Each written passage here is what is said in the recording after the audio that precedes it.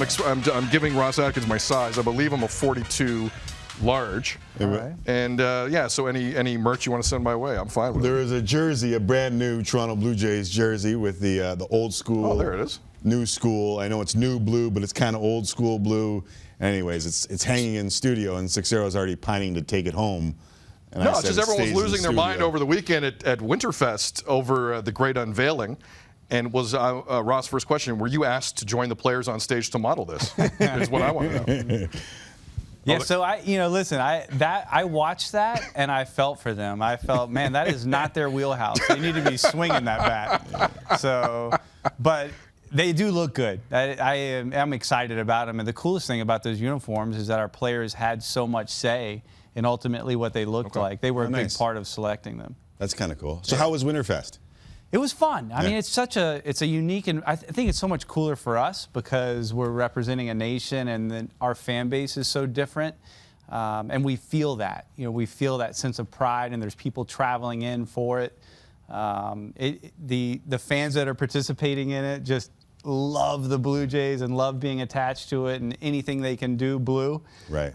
So it's a lot of fun, and it's great to be around our players, great to be around our staff. Well, yeah, thus far, pretty good offseason. Did you notice a different reaction from your fan base based on what's happened thus far in this offseason? Yeah, I mean, I think that's the nature of it, right? Yeah. Like it takes time for us to get to a point where fans can see, okay, this is turning. And I think last year was the start of that. You saw the young players, make their transitions into the major leagues and fare relatively well, and you can start to see the buds popping out of the ground. And when we have an off season and we make the additions that we did, and on top of Tanner Roark and Chase Anderson and Shun Yamaguchi, there's a Hanshin Ryu. That's I can see why fans would start to say, okay, I can see how this could turn into a winning team. And then you start to think about the system that's in place, our farm system, the players that are still coming, and not just Nate Pearson, but the depth,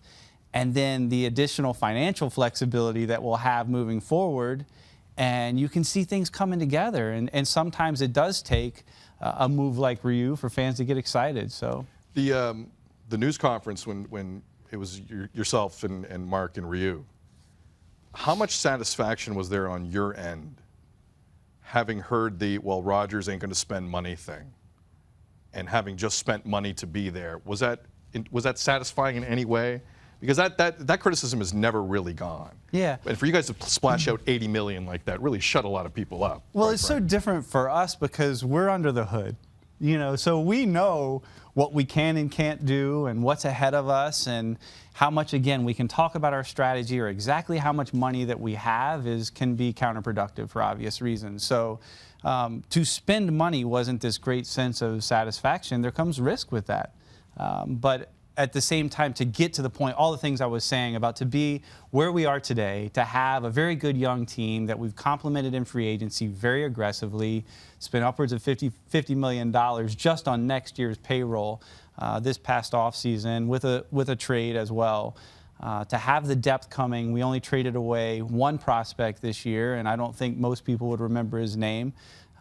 So to be where we are right now it's a tough road to get here, and we can understand why it was frustrating for fans and hard for fans when we're winning 67 games. But we could see under the hood, and we could see this coming, and that the Ryu signing was just one piece of that puzzle. Right. Well, I'm understanding what it says to your fans and what you hope it says to your fans. What do you hope it says to the guys in that clubhouse?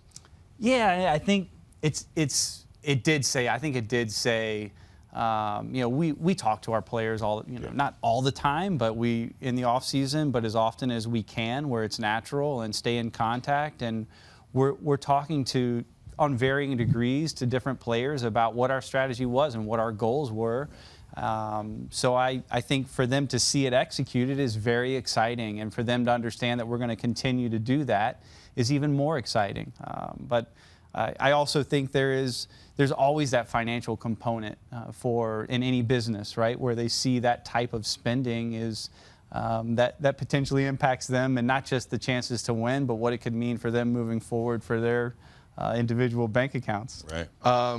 You said last week, and correct me if I'm wrong, I sometimes am, but if there's anything still left to do this offseason, it will be from a trade standpoint. Is that a fair assessment? Yeah, that would be a significant swing. So the remaining free agents, they're not likely that we're in those markets, and don't see a scenario that we are unless something changes drastically. But from if we were to make something that moves the needle and make a move that moves the needle in a significant way, I think the most likely scenarios would be a trade. And having said that, that's not going to be easy to do at this point in the offseason. But you are also in a market where they brought in a guy from a basketball standpoint for a year.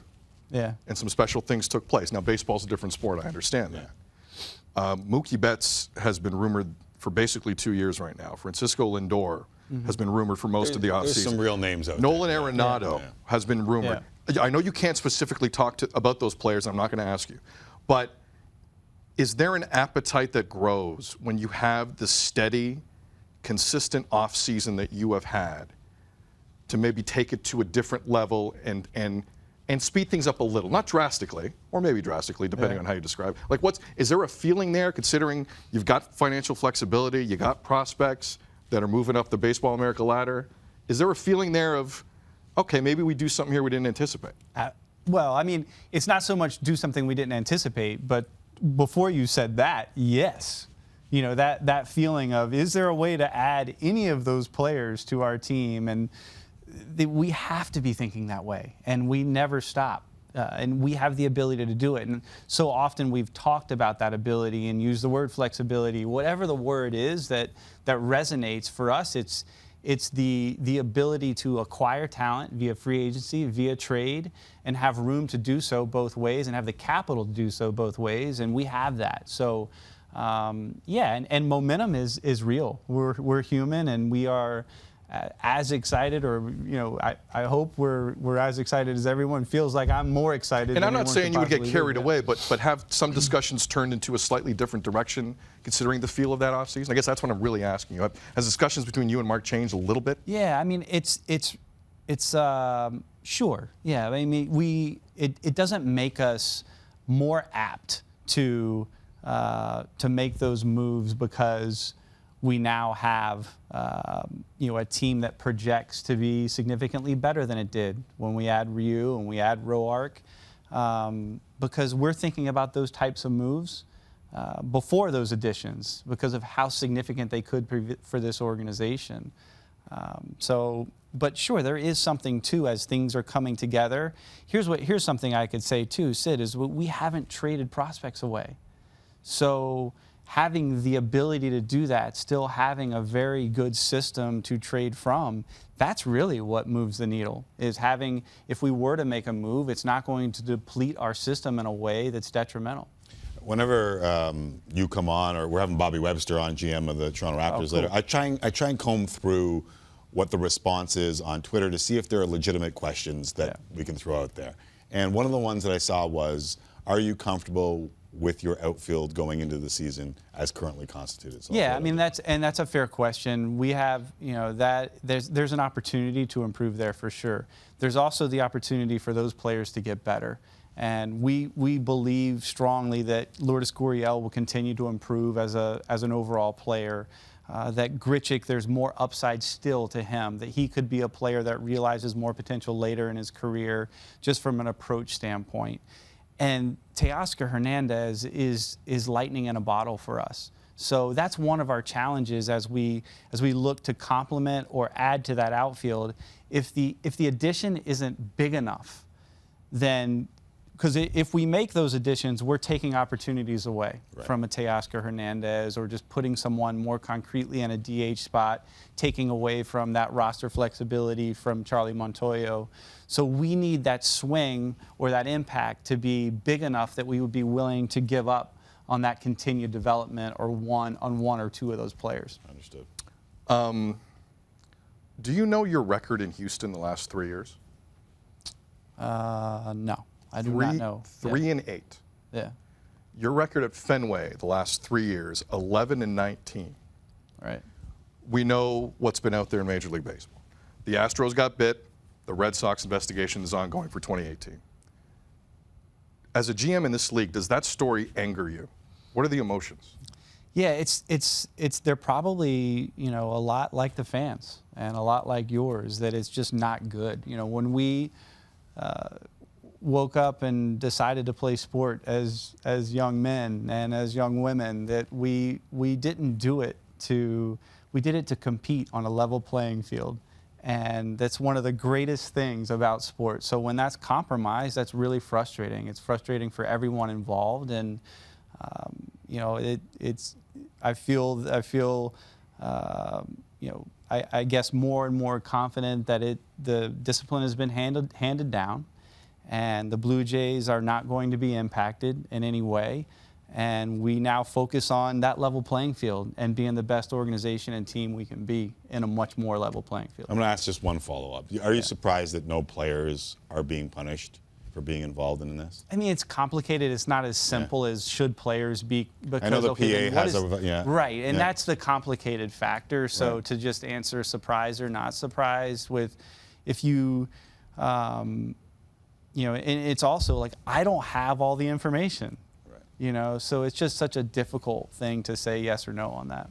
The whispers in Houston, were they whispers to you, or did you ever actually see something where you're like, that's pretty weird, or did you hear something where you're like, that's pretty weird? I mean, you know, there's the sign stealing, right? That you can see clearly. Everyone can see when someone's on second base and they're consistently moving their right leg or doing something different with their left arm, and we're trained to watch the game that way. And then when it started to potentially become more real time, there's nothing that I ever saw that I could point to and say that is absolutely happening real time, and the use of technology is absolutely involved. And it was certainly something that, or not something that the Blue Jays ever spent any time and energy on trying to combat or see if there was something more to those rumors. We focused on how we could be better as a team. So. But it, again, similar to the last response, it's a very complex and nuanced situation. Should we ask Bobby Webster when he comes by? we'll do that with him. Well, he could fire off, right? We'll see if he can do it. It's a universal story. Everyone's kind of got emotions. Yeah. Very quickly before you go, how excited are you about spring training? We'll end on a positive. How excited? Yeah, man, it feels so good. I love spring training. I love everything about it. It's all I've ever done. You know, I got drafted to play professional baseball, and I've been going to spring training since I was 21 years old. So it's a very good time of the year. And now to have this collection of such, you know, really talented players that are really good people that love being together, and that includes all of our staff, not just our coaches, but all of our performance staff, all of our baseball operations. It's a really good feeling. It's a really good group of people to go to work with every day. And I couldn't be happier. Couldn't be happier. We couldn't be happier that you popped by. Yeah, really appreciate it. I know it's Thanks, always Russ. busy, and it remains busy even in the off season. So we thank you. That you Yeah, stopped thanks by for here. having me, and a shout out to Larry Walker. What an incredible Yeah. accomplishment. Yes, shout out. Glad to see that he's a SpongeBob fan too.